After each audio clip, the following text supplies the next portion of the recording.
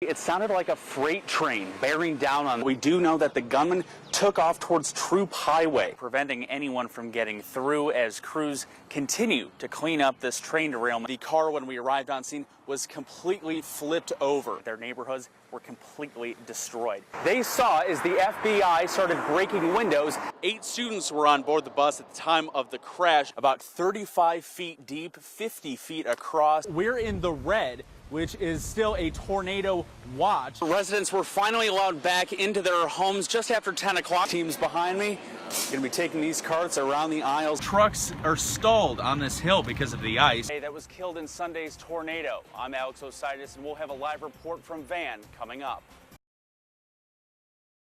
This is being read. I have passed.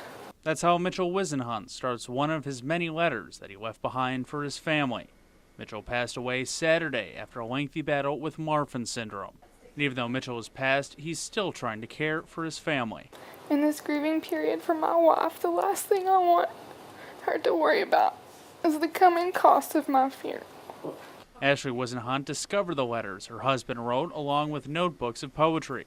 She adds it's surreal reading some of the letters now that he's gone. Honestly, that he was going to come back in here and read them to me, I guess. Wisenhunt says the letters are made for special moments in her life, like an upcoming anniversary, but says letters Mitchell wrote to their daughter are the most special. Her second birthday, 3rd, 4th, 5th, 6th, and the 16th one, he wrote Sweet 16 on the front of the envelope, and all the way up into her 18th birthday.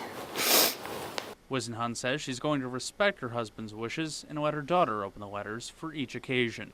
She says the letters are a true reflection of her husband's character, how he was always thinking of others. I know he was thinking about us. Wisenhunt says her family is selling T-shirts and bracelets to raise money for final expenses, but have not planned a larger drive just yet. Alex Osiadacz, KLTV 7 News. Kristen Blaze hasn't been on a bicycle since an August wreck nearly took her life. But the launch and the first few pedals aren't only proof of her body healing, but of how much she's trying to get back to her old life. The freedom was back. I felt like I was in charge of myself again.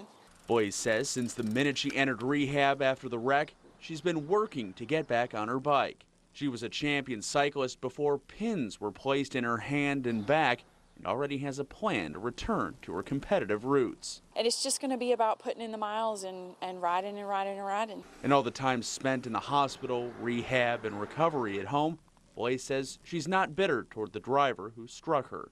Adding, now that she's back on her bicycle, she wants to focus on how far she's come. Everybody makes mistakes. Accidents occur. It could happen again. And I'm okay with that because I'm not at home sitting on the couch. I'm out doing something. They're trying to make the best of the situation.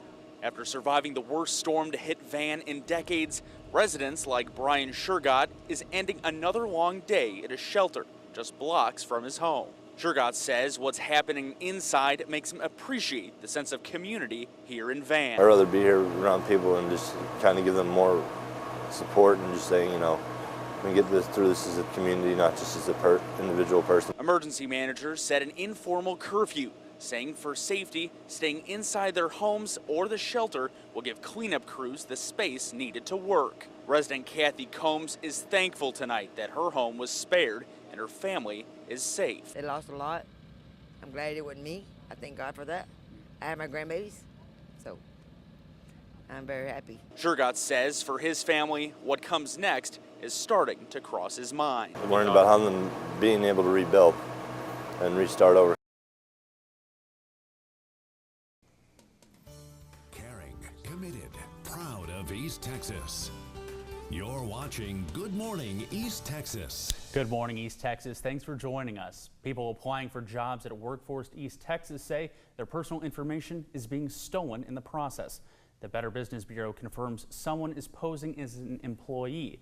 They're accused of sending text messages to applicants asking for bank account numbers.